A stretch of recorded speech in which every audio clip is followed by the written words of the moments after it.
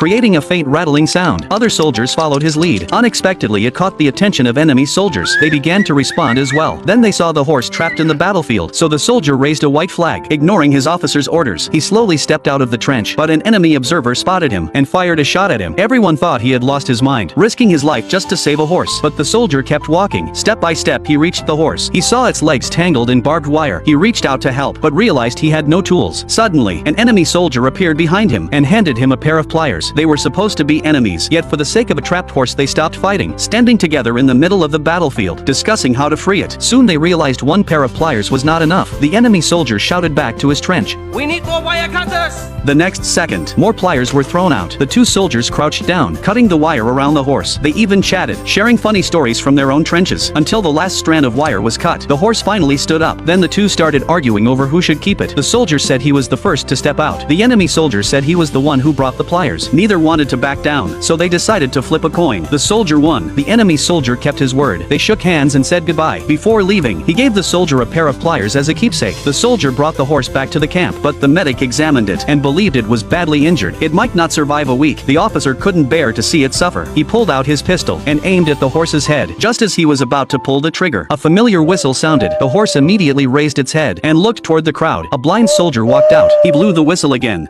Joey. The horse ran straight to him. The soldier reached out with trembling hands. Even though he couldn't see, he recognized his horse instantly. But the doctor refused to believe it. After all, the soldier was blind now. Yet the soldier clearly described the mark on the horse's forehead. The doctor wiped away the dust himself, and the white mark appeared clearly. At that moment, no one doubted anymore. Everyone became the soldier's eyes. Winter passed, and the war finally ended. The soldier's eyesight recovered, but he learned that only officers were allowed to take horses home. Otherwise, they would be sent to auction. The soldier had no money. He gently stroked the horse and turned to leave. But when he opened the door, his comrades were already waiting outside. They had been moved by the story of the soldier and the horse. They all handed him their savings on the way to the auction. Even the officer offered his last dollar.